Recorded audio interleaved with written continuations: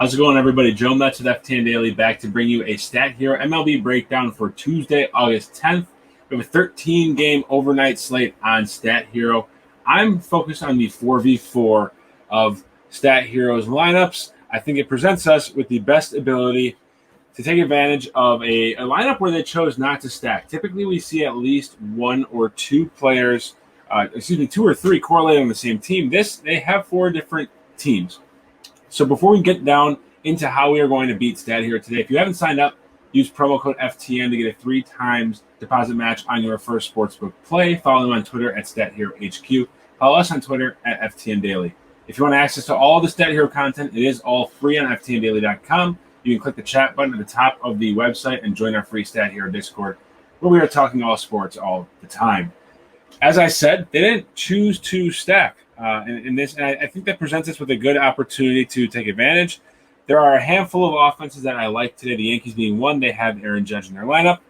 The Chicago White Sox being number 2, and the Oakland Athletics being number 3. The Athletics take on Tristan McKenzie of the Cleveland Indians, has a ERA over 5.8. Meanwhile, the Chicago White Sox take on Griffin Jax of the Minnesota Twins, who has an ERA of 5.63, a 1.25 WHIP. He has recently given up 2 runs in his last 9.1 innings, improving a bit, but we know how potent Chicago's lineup is. And on the other side, against the Oakland Athletics, Tristan McKenzie, 5.89 ERA, like I said, fresh off of a 7-inning, 5-hit, 3 earned run, only 4 strikeout performance where they gave up a home run. So he is not missing bats, which bodes well for an offense with subtle power like the Oakland A's. Both of these games have pretty high over-under. Chicago and Minnesota being the highest in the slate at 10.5 runs. Oakland and Cleveland following suit right behind them at 9.5 runs. The beauty of the Oakland Athletics on this slate is how cheap they are. You can get a player like Mark Canha for 9.4. You can get a player like the newly acquired Josh Harrison for 7.3. This is one I'm locking in right away. I'm not putting him at 1 because we know that might be the MVP spot. But Josh Harrison for 7.3. If he hits near the top half of the lineup, is criminally cheap.